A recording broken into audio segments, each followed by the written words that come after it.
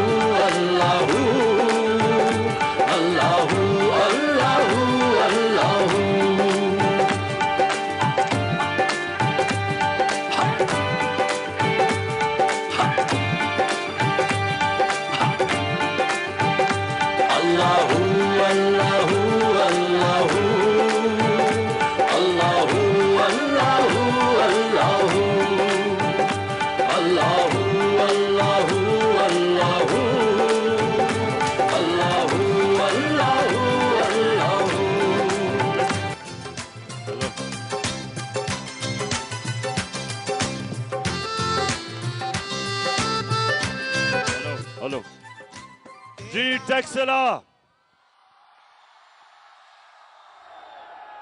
माशाल्लाह। मैं आपके पहले तो शानदार इस्तकबाल का शुक्रिया अदा करना चाहता हूं,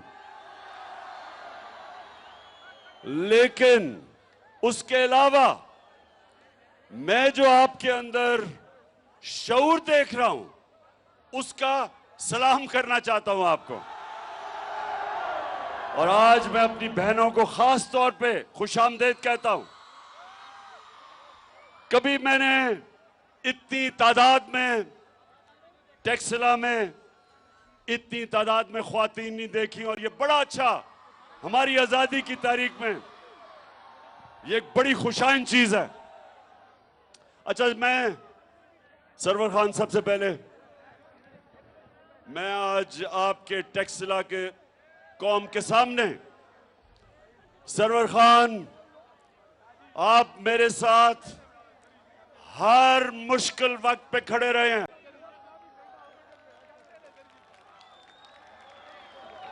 धरने में आप खड़े रहे, और जब लोगों के ज़मीर का सौदा हो रहा था, लोटे बनाए जा रहे थे, सरवर खान आप मेरे साथ खड़े रहे। और मैं आज आपके हलके के अंदर सबको बताना चाहता हूं कि इस तरह के इस मुल्क को सियासतदान चाहिए जिनके ज़मीर की कोई कीमत नहीं होती। अच्छा टेक्सला, मैं सबसे पहले तो मैं जरा आज इस अमरीकी इंपोर्टेड उनके गुलामों की हुकूमत को एक मैसेज पहुंचाना चाहता हूं। ये दूसरी दफा मेरे घर पुलिस भेजी है, बल्कि तीसरी दफा।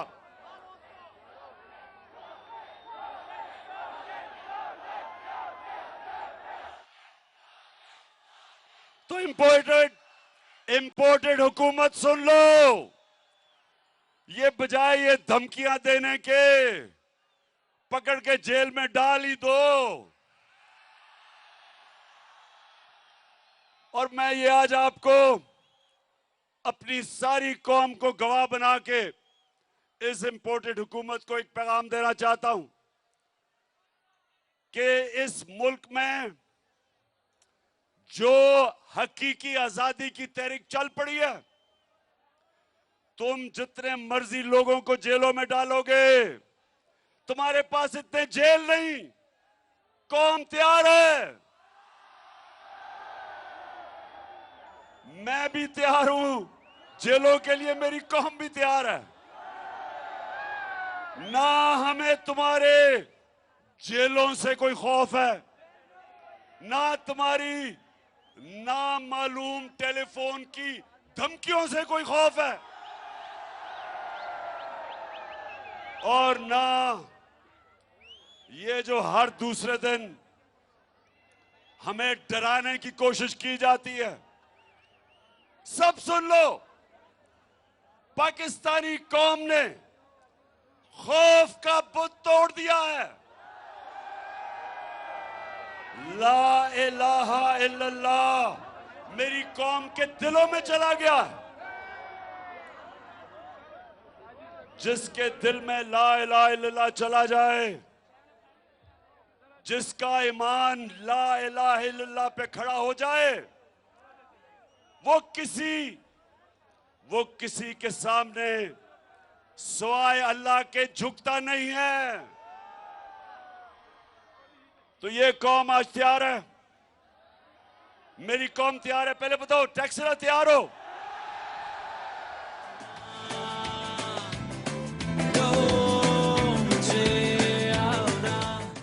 कौम भी तैयार है, और उससे ज्यादा कौम का कप्तान भी तैयार है। जेल तो छोटी सी चीज है हमारे लिए,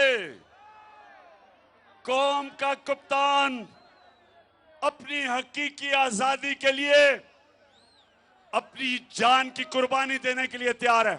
फिर से तू अड़ जा, फिर से तू डट जा, फिर से अब वो बल्ला घूम। अच्छा, अब जरा टेक्सला बाशऊर लोग हो, आप जरा गौर से मेरी बात सुने। हुकूमत ने आज ये जो इंपोर्टेड हुकूमत है, मैं इनको ये कहता रहा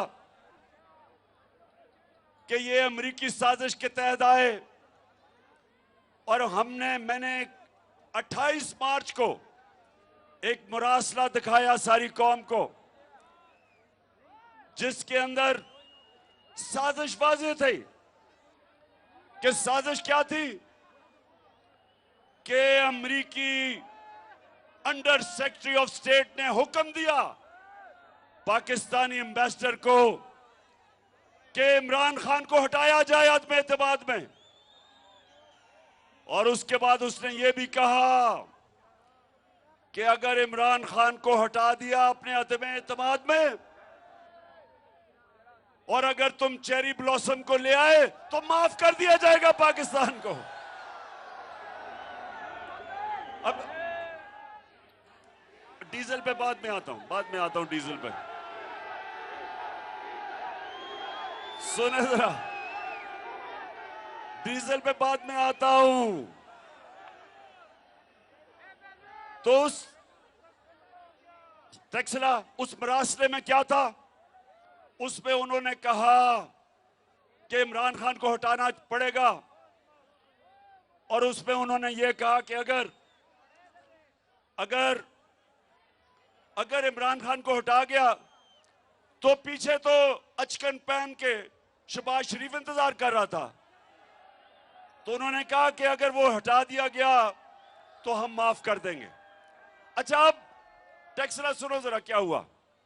मैं सारी जगह मुरासला लेके दिखाया, भी नेशनल सिक्योरिटी काउंसिल में लेके गया, मैंने असेंबली में भिजवाया, स्पीकर ने चीफ जस्टिस को भिजवाया, उसके अलावा प्रेसिडेंट ऑफ पाकिस्तान ने चीफ जस्टिस को भिजवाया कि इंक्वायरी होनी चाहिए।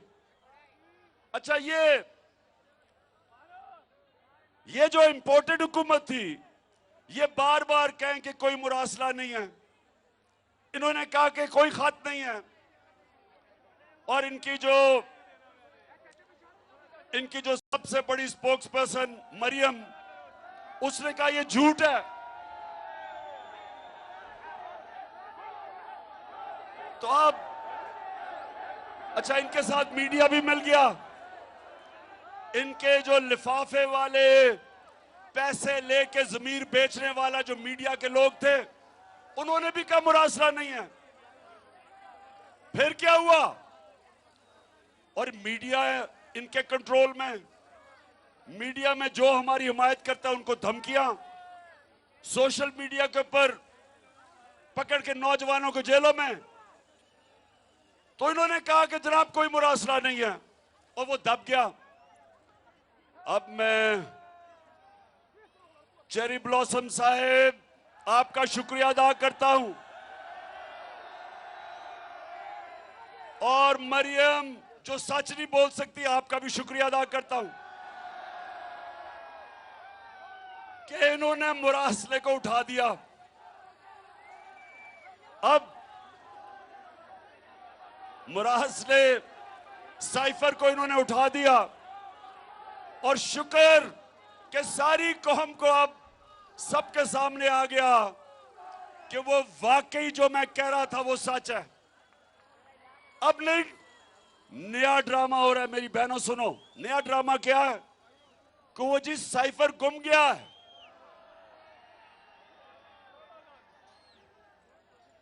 मरियम बीबी, वो साइफर नहीं गुमा।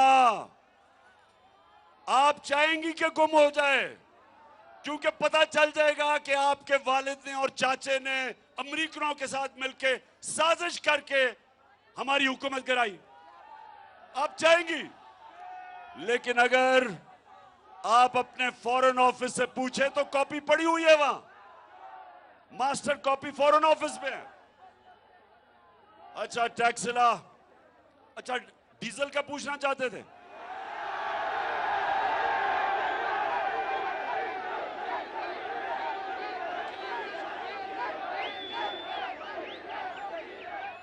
डीजल का अब ये हुआ क्या है? हमारी हुकूमत गिराई गई। नौजवानों, पता है इन्होंने किस वजह से कहा कि जनाब इमरान खान की हुकूमत को जाना चाहिए? क्या वजह थी? महंगाई। इन्होंने कहा इमरान खान ने महंगाई कर दी, और वो कांपे टांगने वाला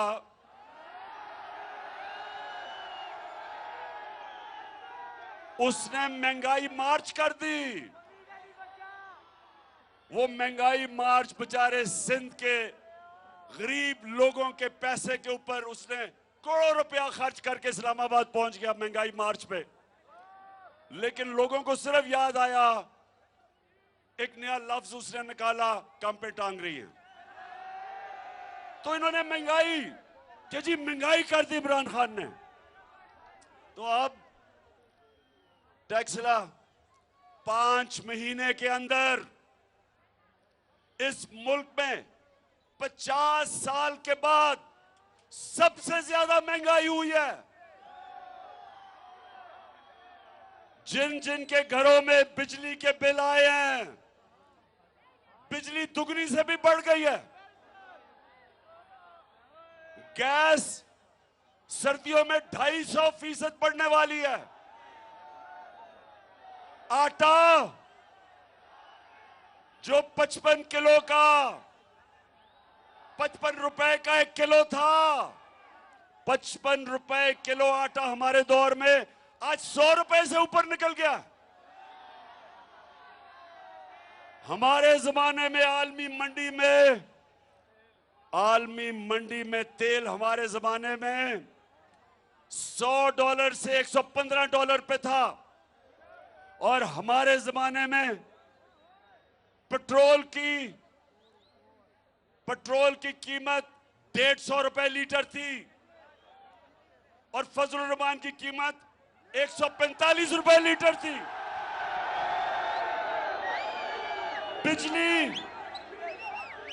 बिजली 16 रुपए यूनिट थी।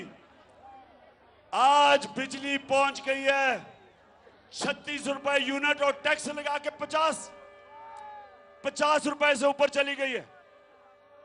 आज टैक्सला आज पेट्रोल चला गया 236 रुपए लीटर, और फजल रहमान चला गया 250 रुपए लीटर। आज अवाम के ऊपर वो महंगाई है, तनख्वाहदार तबका आज गुजारा नहीं कर सकता। आज मजदूर आज हमारे सरकारी नौकर, पुलिस वाले, सारे पाकिस्तान के तनख्वाहदार लोग आज उनकी तनख्वाहें पूरी नहीं हो रही। ये इन्होंने तोहफा दिया है महंगाई का। और उसके अलावा हमारी मायशत जो हुकूमत की इकोनॉमिक सर्वे के मुताबिक 17 साल में बेहतरीन ऊपर जा रही थी, आज नीचे तेजी से जा रही है। महंगाई उस्मानों पे, बेरोजगारी बढ़ रही है, मायशत नीचे। और ये था तोहफा इस इंपोर्टेड हुकूमत का। और इसलिए मैं टेक्सला आपके पास क्यों आया हूं, मैं सारे पाकिस्तान में क्यों जा रहा हूं, कि ये वक्त है कि मेरी कौम इस जुल्म के निजाम के खिलाफ खड़ी हो। इन लोगों ने सिवाय महंगाई, बेरोजगारी, मायशत की तबाही एक काम किया है, अपने करप्शन के केसेस माफ करवा रहे हैं। शहबाज शरीफ 16 अरब रुपए का FIA का चोरी, 8 अरब रुपए TT के केस नैब में, नैब भी अपनी हो गई, FIA भी अपनी हो गई और केसेस इनके खत्म हो रहे हैं।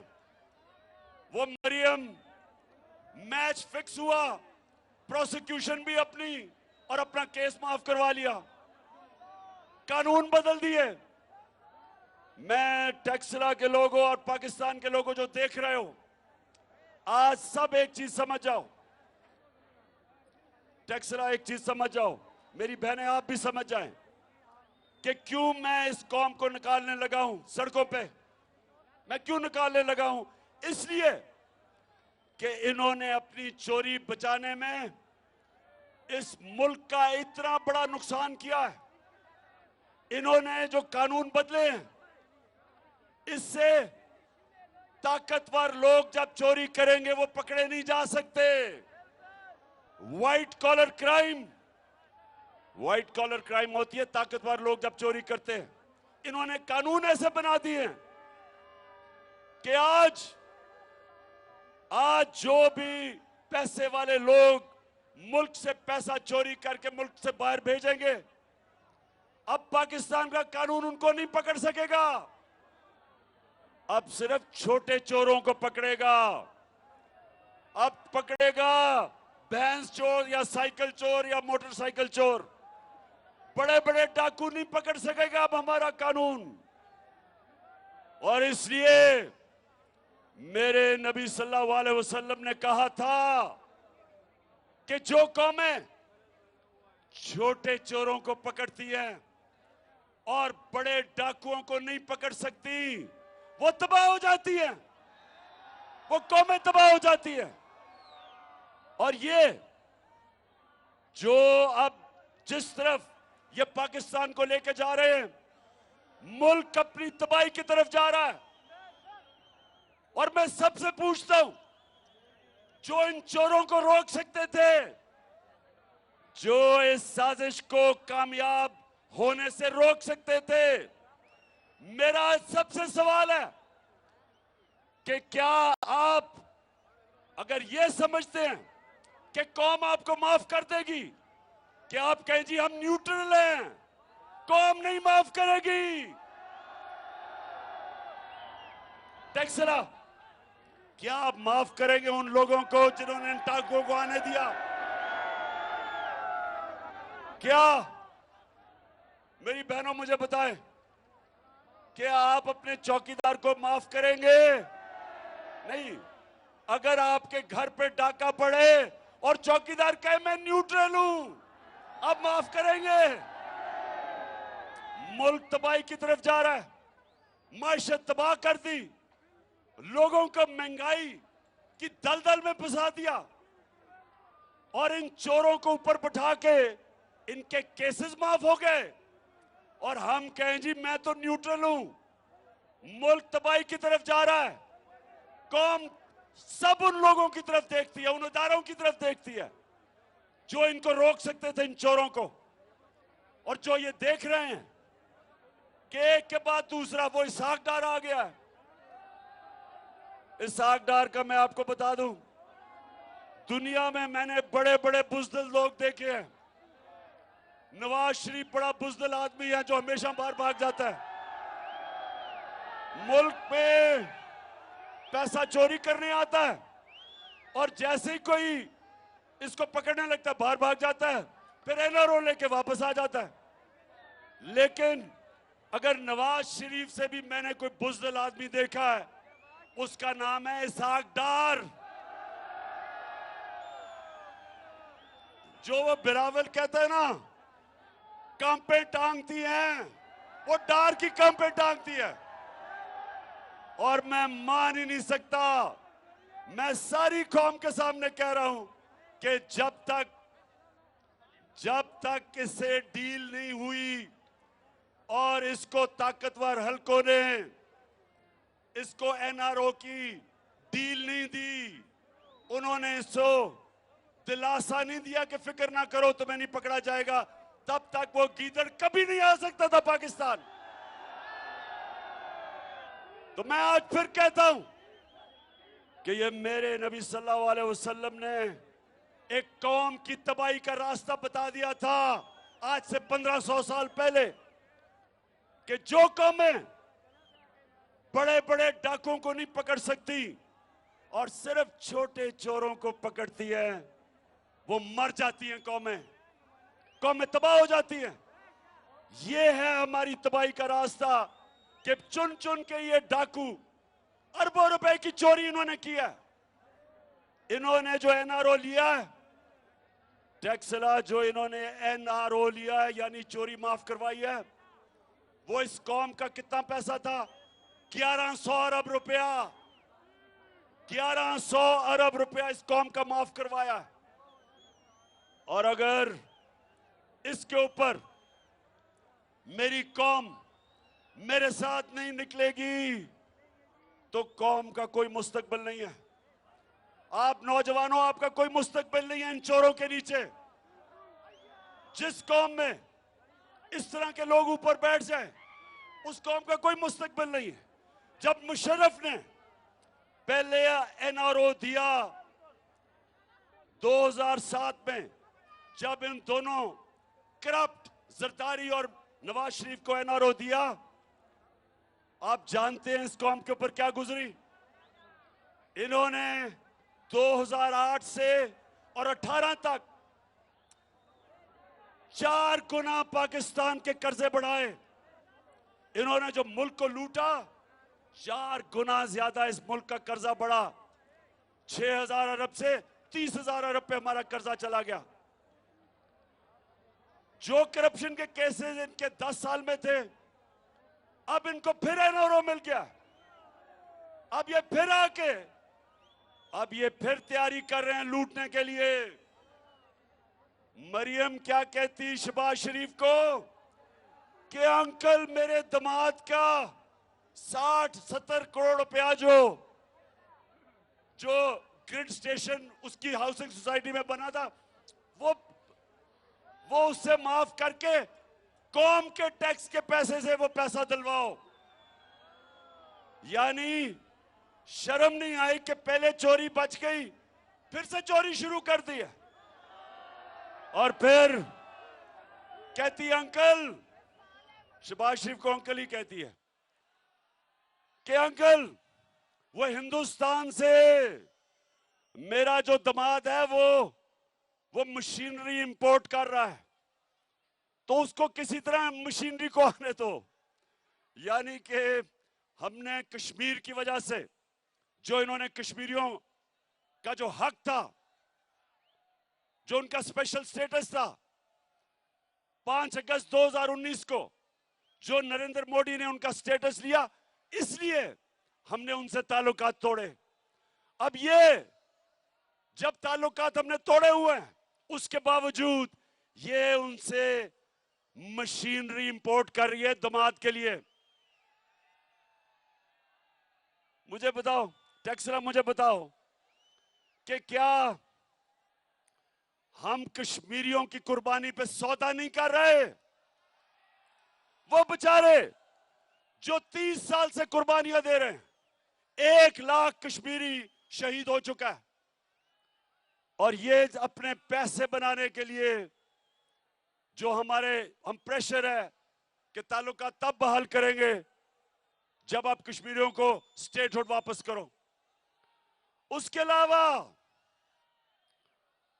टैक्सला, उसके अलावा सुने,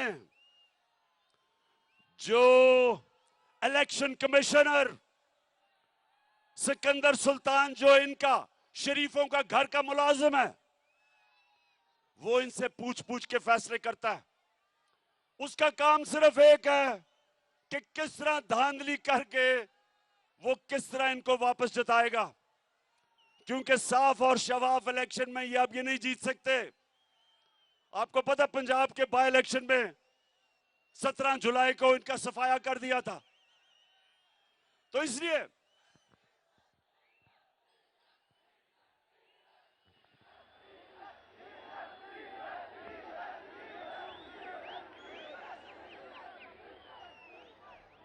हाँ, तो टैक्सला आप पहले बताओ, तैयार हो आप?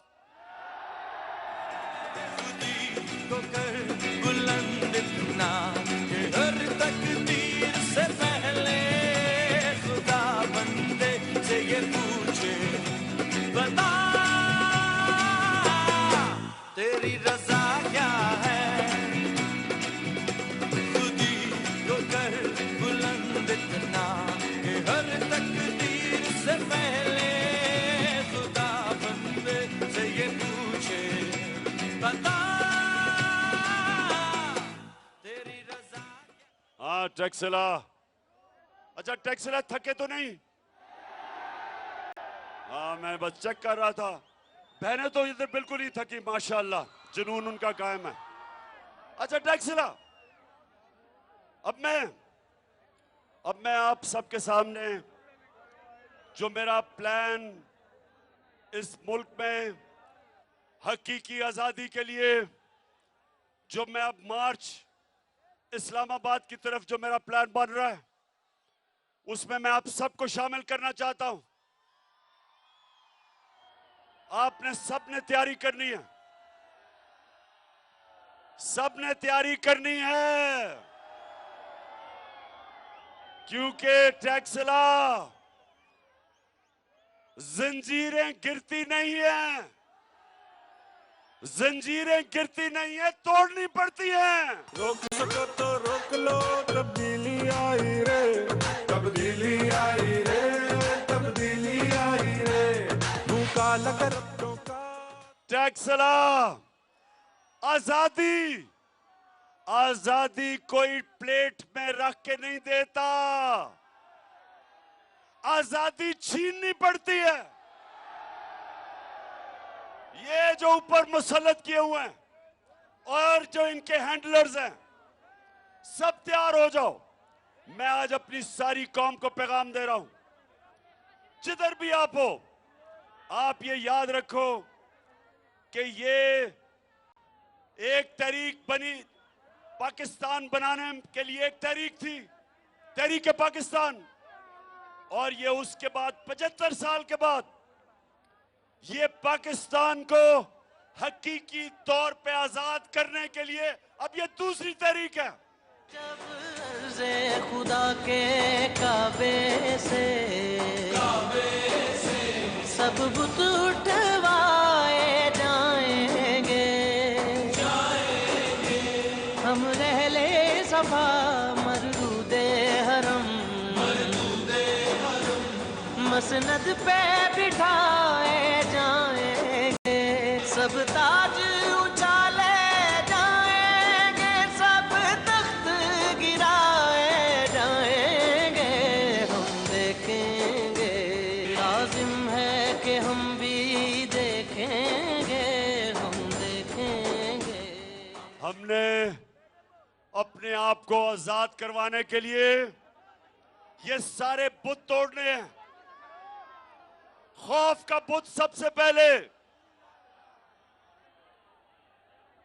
और ये जो चोर हमारे पर मुसल्लत किए हैं, इनसे अपने आप को आजाद करने के लिए, हमेशा के लिए। आज तक क्यों नहीं इंसाफ आया? क्यों नहीं इंसाफ आया आज तक पाकिस्तान में? क्योंकि ताकतवर अपने आप को कानून के नीचे नहीं लाना चाहता, वो अपने आप को कानून से ऊपर रखना चाहता है। मेरे नबी सल्लल्लाहु अलैहि वसल्लम के पास जब लोग आए और उन्होंने कहा कि या नबी, एक कुरैश की लड़की को चोरी करने पर सजा मिल गई है।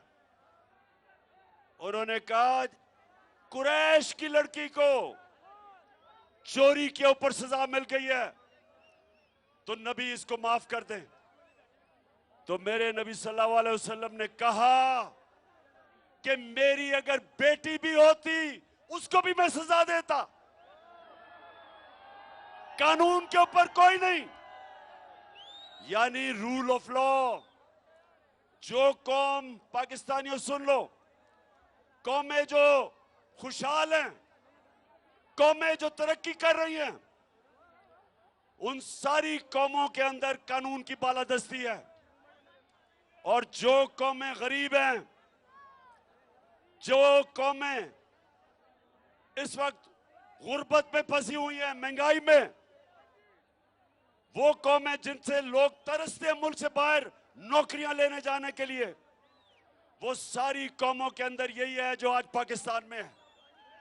अमीर के लिए एक कानून, वो चोरी करे तो एनआरओ, और गरीब चोरी करे तो जेल में। वो सारी कौमों का मसला ये है कि ताकतवर कानून के नीचे नहीं आना चाहता। जो भी मुल्क का ताकतवर है वो अपने आप को कानून से ऊपर समझता है, इंसाफ नहीं आने देता, इंसाफ नहीं होने देता।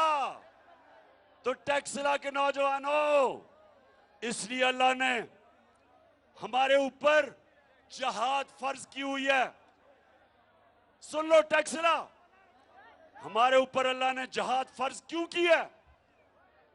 उसने जहाद क्या है कि जुल्म का मुकाबला करना है, ना इंसाफी का मुकाबला करना है, इसको जहाद कहते हैं।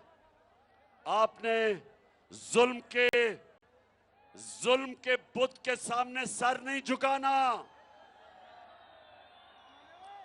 आपने जालिम से खौफजदा नहीं होना, क्योंकि अगर आप जुल्म के सामने नहीं खड़े होंगे, माशरे में जुल्म बढ़ जाएंगे। जब आप जालिम का मुकाबला करते हैं, आप अपने ऊपर से आपको जुल्म से आजाद कर देते हैं।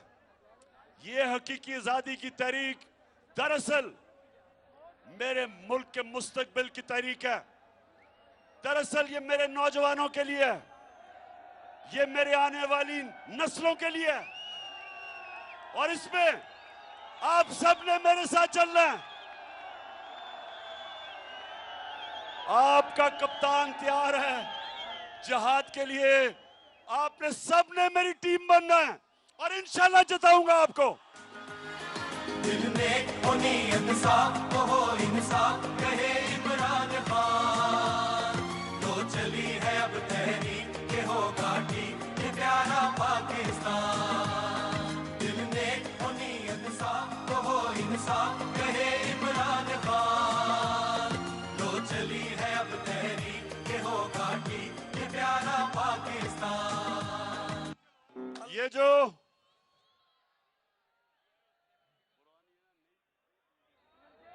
अच्छा टैक्सला, मैं सिर्फ आपको बताना चाहता हूं,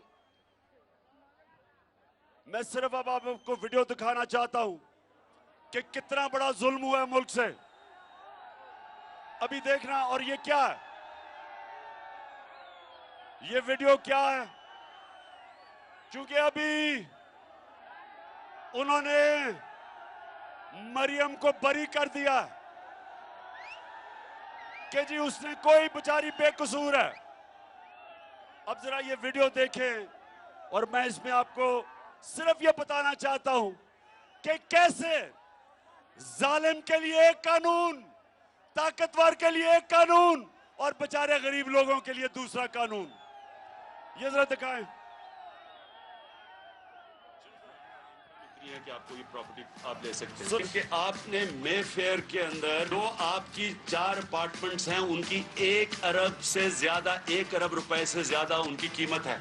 अब 4.5 अरब तक पहुंच गई है उनकी कीमत। आपने अपनी जो टैक्स में टोटल आमदनी बताई है 94 में 1.5 लाख रुपए है। मुझे ये बताएं कि आपने अरबों रुपए की मेफेयर में प्रॉपर्टी खरीदी कैसे? सुन लिया, ये आज से 10 साल पहले टैक्स सुनो जरा, क्योंकि आपको भी और दिखाऊंगा, पहले आप समझ लें। 10 साल पहले बैठ जाओ ना, वो कह रहे हैं बैठ जाओ। ओ जरा बैठ जाए सामने, बैठ जाओ, वो नहीं देख सकते, वो बैठ जाओ। अच्छा 10 साल पहले इनकी, मैंने ये जो आप देख रहे थे, मैंने इंकशाफ किया कि अरबों रुपए की इनकी लंदन के सबसे महंगे में 4 अपार्टमेंट्स थी। पैसा किधर से आया? तो पीछे हो जाओ। अच्छा अब सुने जरा, तो ये जब आया तो मरियम वो जवाब देती है, जरा ये सुने उसका जवाब क्या है। इस तरह मुझे लगा कि आप लोगों को बेवकूफ नहीं बना सकते। मेरी सेंट्रल लंदन में प्रॉपर्टीज तो दूर की बात है, मेरी पाकिस्तान में भी कोई प्रॉपर्टी नहीं है। मैं अपने वालिद के साथ है और मुझे समझ नहीं आई कि मेरी और मेरी वालदा की और बहन भाइयों की प्रॉपर्टीज ये कहाँ से निकाल के ले आए हैं। मेरे नाम पाकिस्तान में कोई प्रॉपर्टी नहीं है, ये तो इंग्लैंड की बात है। पाकिस्तान में भी बेचारी की कोई प्रॉपर्टी नहीं है, तो लंदन में किधर से आनी थी? अच्छा मरियम बेचारी को एक चीज का नहीं पता था, टैक्सला, वो बेचारी मरियम को एक चीज का नहीं पता था कि अल्लाह अल हक है, वो सच का खुदा है, वो सच सामने ले आता है। तो उसको नहीं पता था कि एक इंटरनेशनल इंकशाफ होता है, पैनामा पेपर्स, दुनिया में बड़े बड़े प्राइम मिनिस्टर्स उनका इंकशाफ होता है कि उन्होंने अपनी अरबों रुपए की प्रॉपर्टीज छुपाई हुई थी बाहर, वो इंकशाफ हो जाता है, उसमें बेचारी मरियम भी फंस जाती है। नवाज शरीफ, मरियम नवाज, हसन नवाज और हुसैन नवाज के बैरून मुल्क खुफिया असासों का इंकशाफ। पनामा लीक्स ने बैरून मुल्क खुफिया दौलत का भांडाफोड़। अच्छा जब ये इंकशाफ हो जाता है तो मरियम के भाई क्या कहते हैं, हुसैन शरीफ, ये सुने। इस बात को तस्लीम करता हूँ कि अल्हम्दुलिल्लाह पाक लेन के ऊपर जो अपार्टमेंट्स हैं वो अल्हम्दुलिल्लाह हमारे हैं। मैं इस बात को तस्लीम करता हूँ कि उनको ऑफशोर कंपनीज नेस्कॉल लिमिटेड और नीलसन लिमिटेड जो है उनको ओन करती हैं, और मैं आपको ये भी अर्ज करता हूँ उनको होल्ड कर रही है इस वक्त मरियम नवाज शरीफ, मेरी हमशीरा जो है। ठीक है जी, ठीक है जी, ठीक है। उसने कहा कि लंदन तो छोड़ो, पाकिस्तान में भी कोई प्रॉपर्टी नहीं है। इंकशाफ होता है 4 साल के बाद, और भाई साहब खुद ही कह देते हैं कि वो 4 महल्लात मरियम के हैं। अब मुझे यह समझाएं कि अदालत ने इसे कैसे बरी कर दिया। 4 बड़े बड़े महल्लात हैं। हाँ ये देखें, ये लंदन की महंगी जगहों के ऊपर अरबों रुपए का पैसा है, तो अदालत ना कैसे छोड़ देती है। मैं यकीन दिलाता हूं टैक्सरा, मैं जरा आपको यकीन दिलाता हूं, अगर कोई कमजोर सा आदमी, कोई मजदूर, कोई बेचारा किसान, कोई छोटा सरकारी नौकर, अगर उसके ये निकलाते बड़े बड़े अपार्टमेंट्स, तो पुलिस ने उसको जेल में डाल के वो छितरौल करना था कि अगर उसके नहीं भी होते उसने कहना था हाँ जी मेरे ही हैं। तो ये मैं कह रहा हूं फर्क है कि ताकतवर और कमजोर में फर्क देखें। ताकतवर साफ वो कह रहे हैं कि 4 हमारे मरियम के अपार्टमेंट है, अदालत उसको छोड़ देती है। अच्छा अब देखें, जब मरियम से वो लोग पूछते हैं अब इंकशाफ हो गया, ये आपके पास किधर से पैसा आया अपार्टमेंट्स का? अब वो कह तो सकती नहीं थी कि नवाज शरीफ का पैसा है, क्योंकि नवाज शरीफ ने तो अपने टैक्स रिटर्न में बताया नहीं था कि मेरे पास इतना पैसा है, चोरी का पैसा था। तो वो फिर क्या कहती है मरियम, जरा ये सुने। हसन हुसैन के पास आज जो भी है वो एक अरबपति दादा के पोते हैं। उस अरबपति दादा के पोते हैं जो 1960s और 70s में पाकिस्तान का अमीर तरीन इंसान था। ये जो एसेट्स हैं, ये जो बिजनेस के लिए पैसा है, ये सारा दादा से डायरेक्टली बच्चों को ट्रांसफर हुआ। अच्छा अब जरा सुने सुने सुने, वो क्या कह रही है। वो या बाप का तो नाम नहीं ले सकती थी। उसने कहा मेरे दादा अरबोपति थे, वो इतने अमीर थे कि उन्होंने हमें पैसा दे के तो खरीद लिया। अब दादा साहब दुनिया में नहीं थे, वो वफात पा चुके थे। अब दादा से तो कोई पूछ नहीं सकता था। लेकिन मरियम को नहीं पता था कि अल्लाह अल हक है। अब वो दादे का बेटा क्या कहता है, मरियम का चाचा, दादे का बेटा शहबाज शरीफ क्या कहता है, ये सुने जरा। मेरे खानदान को 22 खानदानों में शुमार नहीं होता था। मुझे इसके ऊपर बाइसे फख्र है कि मेरे वालिद का ताल्लुक एक गरीब किसान के घराने से था, हिंदुस्तान से। वो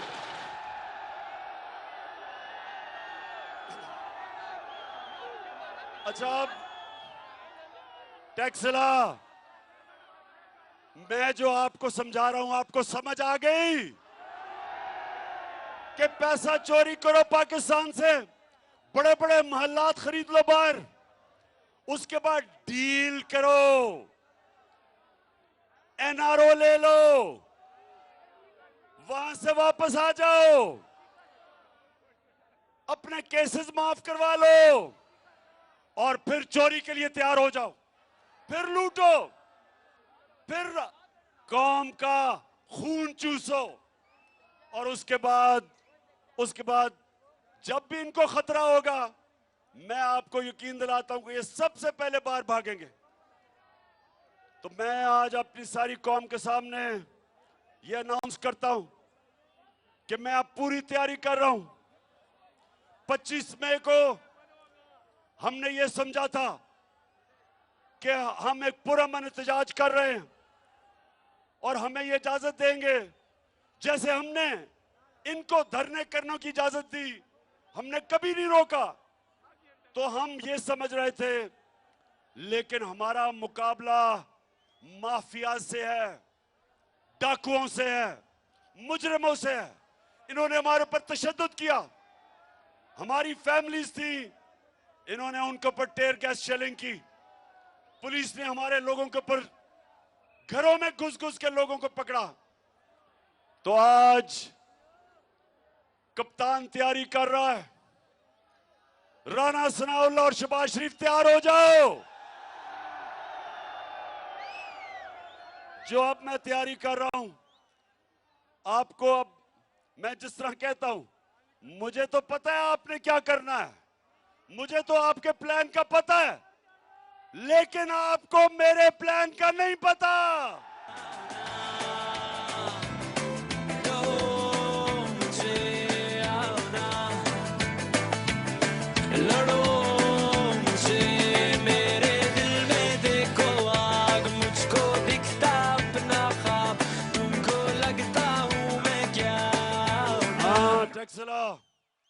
जो अब तैयारी हो रही है, इंशाल्लाह मैं आपके सामने पेशन गोई कर रहा हूं। पहले ये जो मैं तैयारी कर रहा हूं,